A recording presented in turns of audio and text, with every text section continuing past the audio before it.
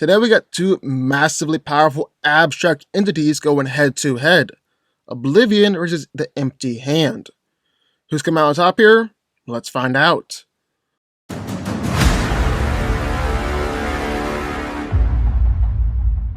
Oblivion is the abstract concept of nothingness, or the end of everything.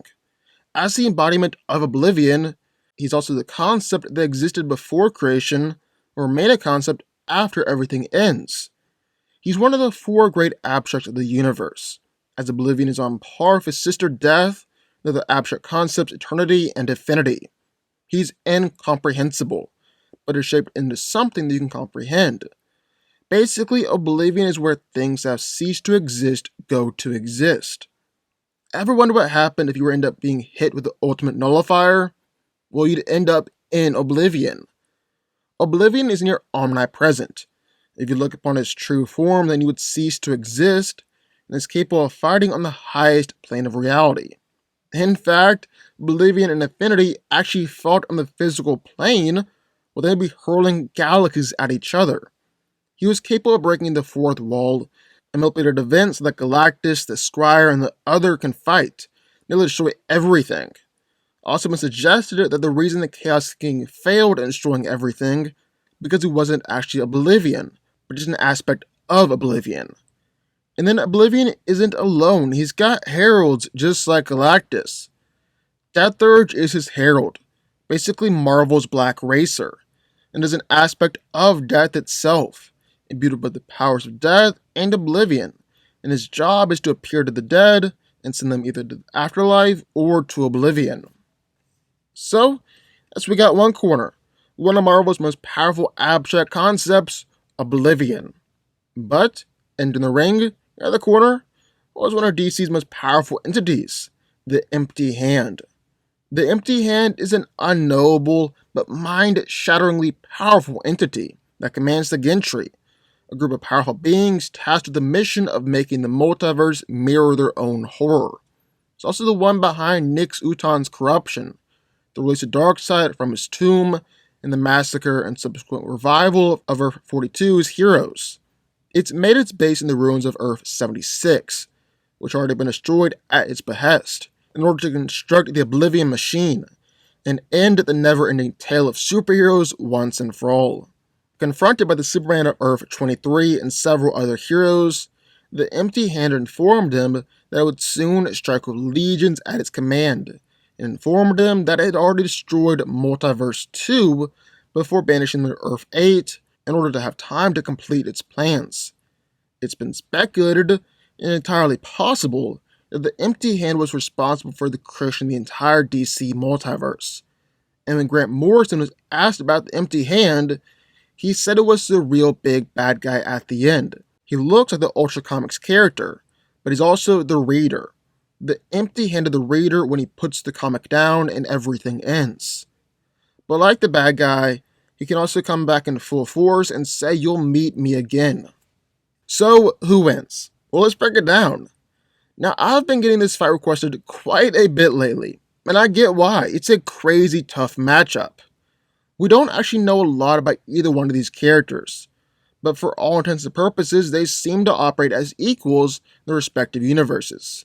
So it's definitely going to be a great fight between these two. But who's coming out on top here? Well, that's what we're going to find out.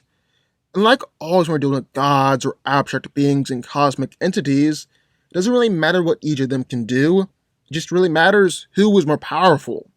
Because both Oblivion and the Empty Hand can do essentially whatever they want. So it doesn't matter what they can do, it just matters who's more powerful. So how powerful is Oblivion? Well, Oblivion is nothingness. He's the void, the breath between life and death, between death and rebirth, the nothing from which everything springs. Oblivion came into existence together with the cosmic entities eternity, infinity, and death when the universe was created. These beings see each other as siblings. Another being, Galactus, was born later, from the ashes of the previous universe, also seen as a sibling by these beings. Oblivion has a very close relationship with death. The two may be different aspects of the same being, just as infinity and eternity are. And like eternity and death, Oblivion has a strong rivalry with Infinity, a rivalry usually fought through avatars. Seeing as how these two ever fought in the physical world, they literally be throwing galaxies at one another. Oblivion is nearly omnipresent. It's capable of manipulating beings like Galactus, and must conceal his true form, because if you were to look upon his true form, well then you would cease to exist. However, the most impressive thing about Oblivion is when he said that the Chaos King failed in destroying everything because he wasn't truly Oblivion, but just a part of him. And just for those that don't know, Chaos King is the most powerful villains that the Marvel heroes have ever gone up against, with most frightening power, being able to absorb any and all forms of matter into his being simply by touching said matter. There's no limit to how much matter he can absorb, and has even been able to absorb entire realities whole. As he consumes more and more, his body grows in size until eventually even beings like Galactus become specks of dust. He turned an entire universe into a void of non-existence. Hercules has stated that the Chaos King is the greatest threat that the multiverse has ever seen. According to Amadeus Cho, Chaos King has destroyed 98.76% of the multiverse. So yeah, if Oblivion is saying that Chaos King failed to destroy the multiverse because Mikabushi wasn't actually Oblivion, there's an aspect of him, well then Oblivion must be insanely powerful himself. But what about the Empty Hand? What's his story and what's up with him? Well, in order to tell his story, we actually gotta start off with telling the story of Ultra Comics. Ultra Comics is a super meta character, in that he's a living comic book from Earth 33, which is our real world in the grand fiction of DC's multiverse, and was engineered to protect against the encroaching forces of the Gentry. Ultra Comics isn't just a sentient comic book though, but is actually us, the comic book readers, and is composed of collective consciousness of all comics fans. In fact, he's not just us, but he's actually created by us as well. He was infused with the power of the Ultra Gem, which is a transcendent crystal that empowers Ultra Comics with the powers of imagination, powered by the collective consciousness of his readers.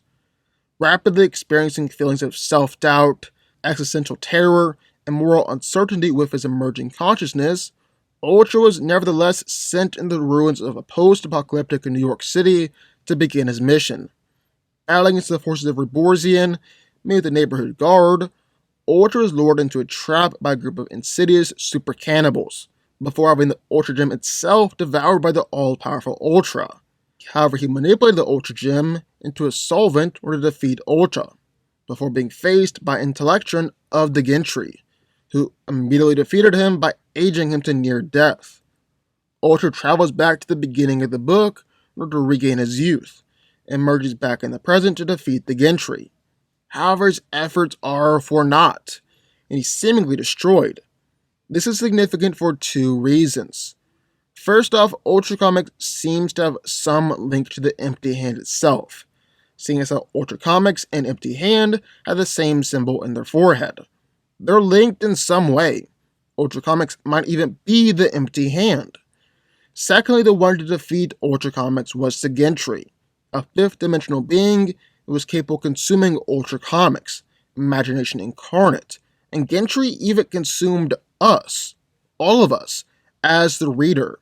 It was revealed the mysterious people who created Ultra were Gentry, a meta-concept beyond our real world. And this is significant because the Gentry is a being led by and commanded by the Empty Hand.